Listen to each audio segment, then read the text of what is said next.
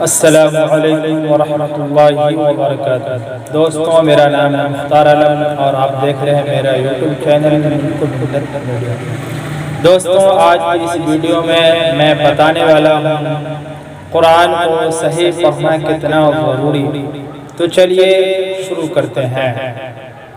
ایک کتاب کے مطالعہ کے دوران بڑے عجیب و غریب اور دل کو چھو لینے والی مثال گزری، جس نے تھوڑی دیر کے لیے بہت کچھ سوچنے پر مجبور کر دیا۔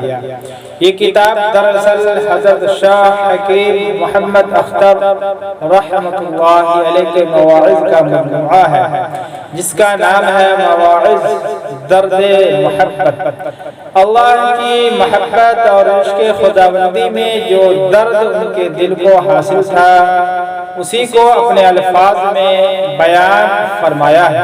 چنانچہ حضرت والا رحمۃ اللہ علیہ فرماتے ہیں کہ اگر کسی شاعر کے سامنے کسی کے شعر اور کلام کو غلط پڑھا جائے تو وہ ناراض ہو جاتا ہے کہ میرے کلام کو بگاڑ کر پڑھ رہا ہے، لیکن افسوس ہے کہ ہم اپنے پروردگار کے کلام کو صحیح پڑھنے کی کوشش نہیں کرتے۔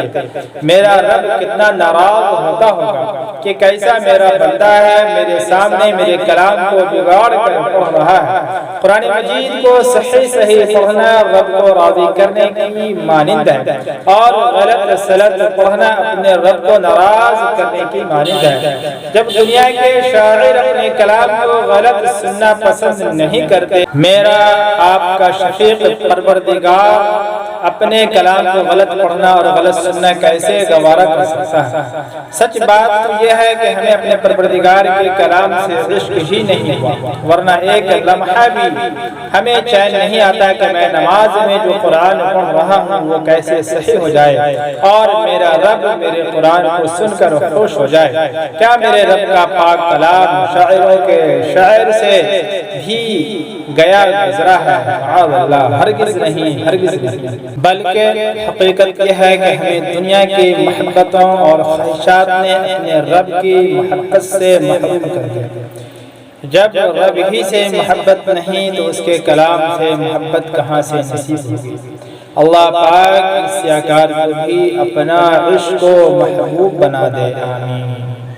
دوستوں، اس پیغام کو زیادہ سے زیادہ اپنے دوستوں میں شیئر کیجیے، ویڈیو کو لائک اور چینل پہ نئے ہیں تو سبسکرائب ضرور کیجیے۔ والسلام علیکم ورحمۃ اللہ وبرکاتہ۔